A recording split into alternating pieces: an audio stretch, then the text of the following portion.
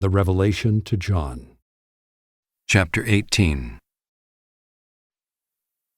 After this I saw another angel coming down from heaven, having great authority, and the earth was made bright with his glory.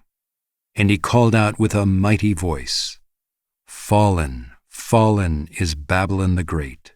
She has become a dwelling place for demons, a haunt for every unclean spirit, a haunt for every unclean bird, a haunt for every unclean and detestable beast. For all nations have drunk the wine of the passion of her sexual immorality, and the kings of the earth have committed immorality with her, and the merchants of the earth have grown rich from the power of her luxurious living." Then I heard another voice from heaven saying, "Come out of her, my people, lest you take part in her sins, lest you share in her plagues, for her sins are heaped high as heaven, and God has remembered her iniquities. Pay her back as she herself has paid back others, and repay her double for her deeds. Mix a double portion for her in the cup she mixed. As she glorified herself and lived in luxury, so give her a like measure of torment and mourning. Since in her heart she says, 'I sit as a queen, I am no widow, and mourning I shall never see.' For this reason her plagues will come in a single day, death and mourning and famine, and she will be burned up with fire, for mighty is the Lord God who has judged her. And the kings of the earth who committed sexual immorality and lived in luxury with her will weep and wail over her when they see the smoke of her burning. They will stand far off in fear of her torment and say, 'Alas, alas, you great city, you mighty city, Babylon, for in a single hour your judgment has come.'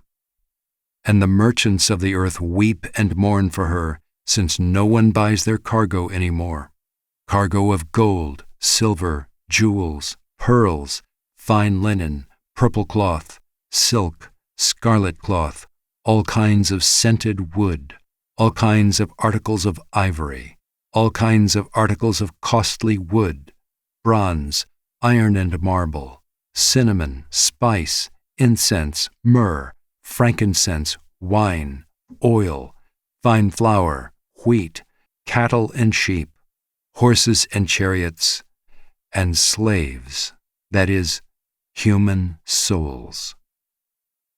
The fruit for which your soul longed has gone from you, and all your delicacies and your splendors are lost to you, never to be found again.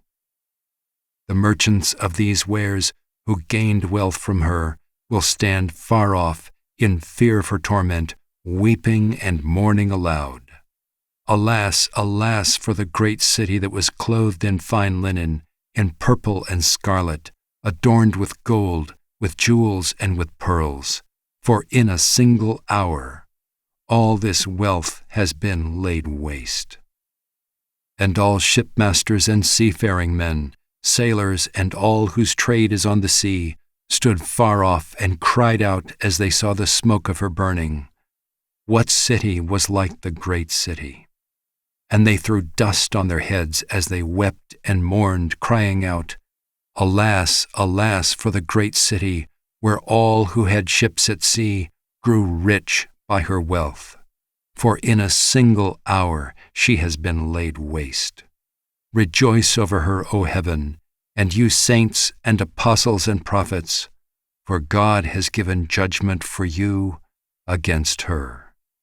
Then a mighty angel took up a stone like a great millstone and threw it into the sea, saying, 'So will Babylon the great city be thrown down with violence and will be found no more. And the sound of harpists and musicians, of flute players and trumpeters will be heard in you no more. And a craftsman of any craft will be found in you no more. And the sound of the mill will be heard in you no more. And the light of a lamp will shine in you no more. And the voice of bridegroom and bride will be heard in you no more. For your merchants were the great ones of the earth, and all nations were deceived by your sorcery. And in her was found the blood of prophets and of saints, and of all who have been slain on earth.